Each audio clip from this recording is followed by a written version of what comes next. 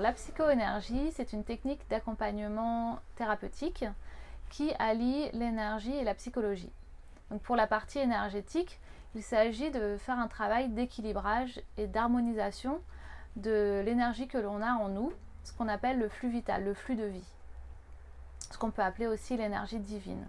Et cette énergie, elle sert à activer, à faire marcher en fait nos organes, nos systèmes vitaux, et puis aussi tous les plans de la psyché, c'est-à-dire le plan émotionnel et le plan mental, c'est-à-dire les pensées et les émotions.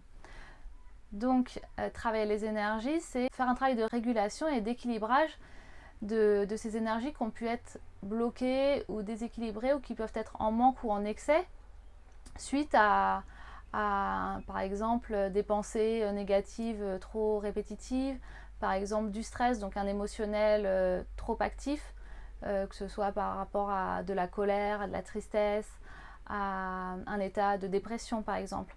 Tout ça, ce sont des éléments qui vont déséquilibrer complètement notre système énergétique. Et donc, de faire ce travail de rééquilibrage, ça permet de remettre la personne à un état zéro, à un état de neutralité, pour ensuite être en capacité de diriger sa vie sur une bonne base en fait. Donc il y a ce travail de rééquilibrage d'un point de vue énergétique.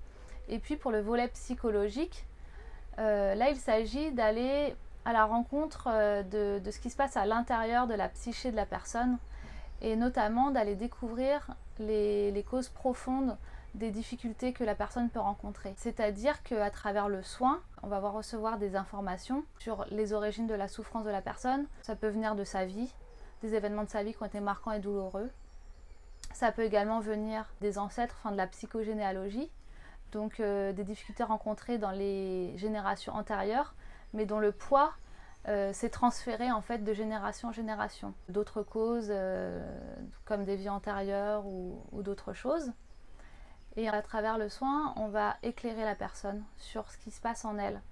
Et ça va lui donner des clés de compréhension sur ce qui la traverse et notamment sur les souffrances et la nature de la douleur. Voilà, ça c'est le volet psychologique. Et en fait, il est essentiel de l'intégrer aux soins parce qu'en fait, c'est ce qui va permettre à la personne de prendre conscience de ce qui l'empêche, de ce qui la bloque. Et d'en prendre conscience, c'est la première étape et c'est l'étape nécessaire pour ensuite s'en détacher et pouvoir avancer.